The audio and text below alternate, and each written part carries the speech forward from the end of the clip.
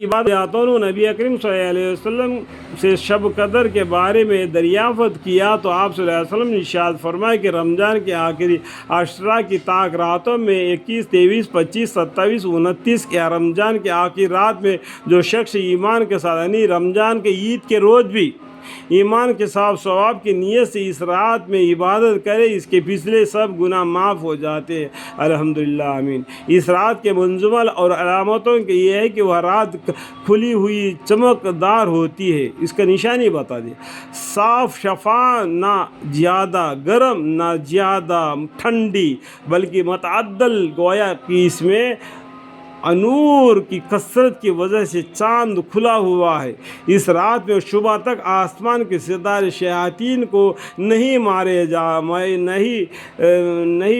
جاتے۔ نیز اس کی علامتوں میں سے یہ بھی ہے کہ اس کے بعد کی صبح کو آفتاب بغیر شعاع کے طلوع ہوتا ہے، یعنی بغیر گرمی کے بالکل چاند کے جیسا طلوع ہوتا ہے، ایسا بالکل ہموار ٹھیک کی طرح ہوتا ہے۔ یہ نشانی ہے شب قدر کی، ٹھیک ہے، جیسا کہ 14ویں رات کی چاند ہے اس طریقے سے سورج نکلتا ہے۔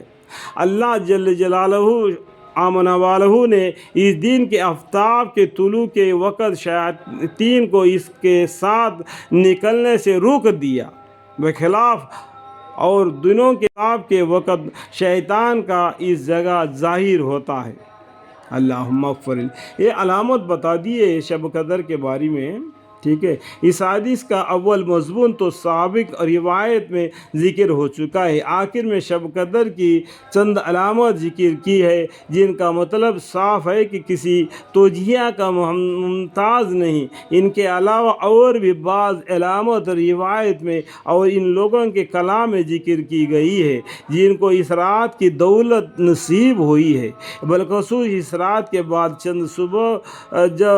جب صبح کو آفتاب نکلتا ہے تو بغیر شعاع کے نکلتا ہے، یعنی بغیر گرمی کے بالکل چاند کے جیسا نکلتا ہے، اور اس سورج کے ساتھ میں شیطان اور اس کے لشکر نہیں نکلتے۔ یہ بھی ایک علامت ہے۔ اور رات بالکل سنا سا، نہ ٹھنڈا نہ گرم، بالکل درمیانی میں رہے گا، اور ستارے چمکتے زیادہ ہوں گے۔ علامتیں بتا دی اس رات کے، ٹھیک ہے۔ یہ علامتیں بہت سے روایت حدیث میں وارد ہوئی ہے اور ہمیشہ پائی جاتی ہے۔ اس کے علاوہ اور علامتیں لازمی اور لابدعینی نہیں ہے۔ احد بن ابی لبا رحمۃ اللہ علیہ رضی اللہ عنہ کہتے ہیں کہ میں رمضان مبارک کے 27 شب کو سمندر کے پانی چکھا تو بالکل میٹھا تھا۔ دیکھو، شب قدر کے رات پورا سمندر کا پانی میٹھا ہو جاتا ہے۔ ایوب بن خالد رحمۃ اللہ علیہ کہتے ہیں کہ مجھے نہانے کی ضرورت ہو گئی، میں نے سمندر کے پانی سے غسل کیا تو بالکل میٹھا تھا۔ اور 30ویں شب کا قصہ یہ ہے، مشائخ نے لکھا ہے کہ شب قدر میں ہر چیز سجدہ کرتی ہے، حتیٰ کہ درخت زمین پر گر جاتے ہیں۔ شب قدر کی ایک نشانی یہ ہے کہ جتنے بھی درخت ہیں وہ بھی اللہ کو سجدہ کرتے ہیں قبلے کی طرف، اور پھر اپنی جگہ کھڑے ہو جاتے ہیں، سجدہ کرنے کے بعد میں پھر کھڑے ہو جاتے ہیں۔ یہ بھی ایک علامت ہے شب قدر کی کہ آج کے دن شب قدر ہے بول کے۔ مگر ایسی چیز کا تعین انوار کشف سے ہے کہ جو ہر شخص کو محسوس نہیں ہوتی۔ یہ پیڑوں کو جھکنا، سجدہ کرنا، اور ہر جانور بھی اللہ کے سجدہ کرنا، یہ شب قدر کا علامت ہے۔ یہ سب کو دیکھنے کو نصیب نہیں ہوتی۔ اللہ تعالیٰ جس کو چاہے وہ نصیب عطا فرمائے تو اور بات ہے۔ اللہ تعالیٰ ہمیں اور آپ کو اس بات کو سمجھ کر عمل کرنے کی توفیق عطا فرمائے۔ یہ حدیث بہت کچھ الگ الگ لکھے ہوئے میں نے پڑھ کر بھی سنایا۔ یہ سب حدیثوں کے پر ایمان لانا بہتر ہے کہ اس کو انکار کر کے اور دشمنی نہیں لینا۔ مطلب کیا ہے؟ انکار کر کے اپنا دل کو گندگی نہیں چڑھا لینا۔ وہ بھی صحیح، یہ بھی صحیح، یہ بھی صحیح، وہ بھی صحیح، سبھی صحیح ہے، بس دینے والا اللہ ہے، ان کے اوپر رکھنا۔ انا انزلناہ فی لیلۃ القدر، لیلۃ القدر خیر من الف شہر، تنزل الملائکۃ والروح فیہا بإذن ربہم من کل امر سلام ہی حتی مطلع الفجر۔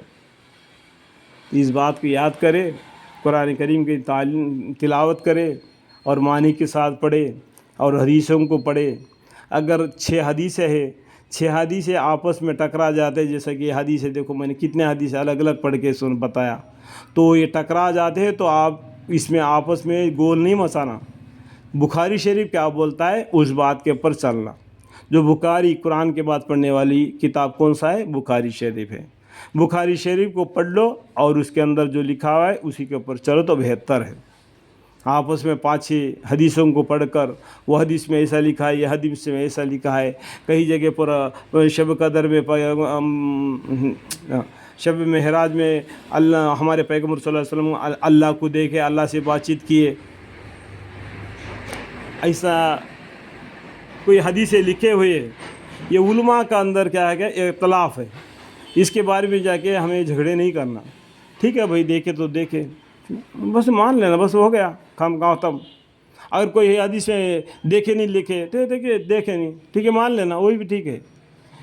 یہ اس طریقے سے سمجھنے والوں کے لیے ایک اشارہ ہے کہ دین کے اندر میں گل نہیں مچانا، ہر بات کو اوکے کہتے چلے جانا، اور بخاری شریف کے اوپر ایمان لانا اور قرآن شریف کے اوپر ایمان لانا، آخری نبی محمد مصطفیٰ صلی اللہ علیہ وسلم کو ایمان لانا اور شہادت دینا، اشہد لا الہ الا اللہ وحدہ لا شریک لہ واشہد ان محمد عبدہ ورسولہ۔